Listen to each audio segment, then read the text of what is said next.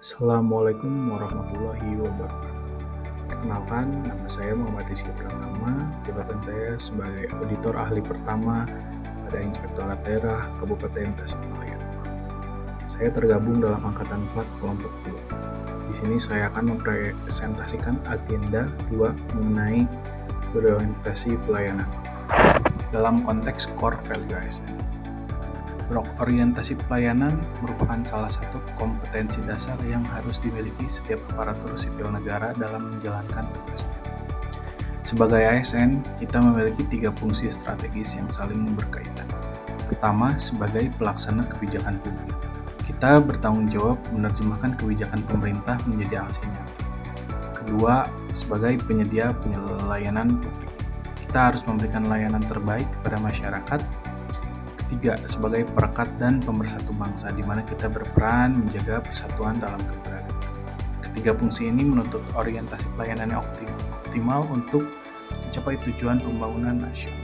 Slide selanjutnya, pelayanan publik yang berkualitas harus menerapkan 9 prinsip fundamental. Mari kita bahas secara detail. 1.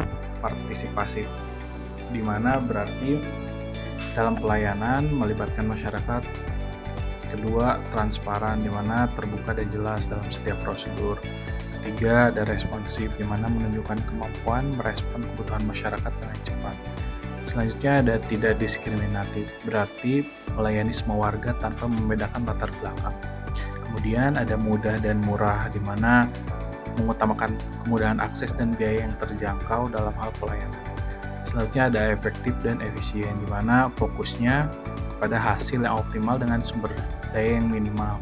Kemudian selanjutnya ada aksesibel, di mana semua orang dapat mengakses pelayanan. Selanjutnya ada akuntabel, di mana akuntabel ini berarti bertanggung jawab atas setiap tindakan. Dan yang terakhir ada berkeadilan, di mana kita memberikan pelayanan berlaku secara adil pada semua pihak. Slide selanjutnya, bagaimana cara kita mewujudkan pelayanan prima sebagai ASN? Ada beberapa contoh konkret yang dapat kita terapkan.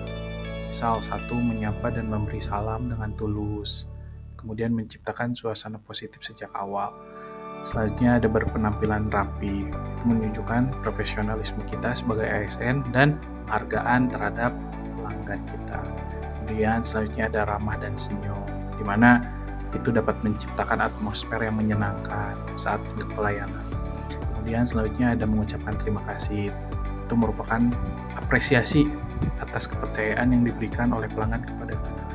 Selanjutnya ada cepat dan tepat waktu, di mana kita sebagai pelayan juga harus menghormati waktu pelanggan kita yang berharga. Kemudian selanjutnya mengingat nama pelanggan. Itu merupakan salah satu perhatian secara personal ya terhadap pelanggan. Selanjutnya ada mendengar dengan sabar, di mana mendengar dengan sabar ini dapat membantu memahami kebutuhan apa saja yang dibutuhkan oleh pelanggan tersebut. Dan terakhir adalah memperlakukan dengan baik.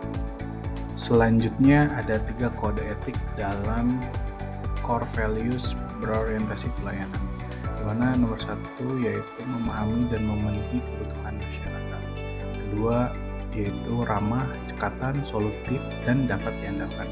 Dan yang terakhir adalah melakukan perbaikan tanpa henti.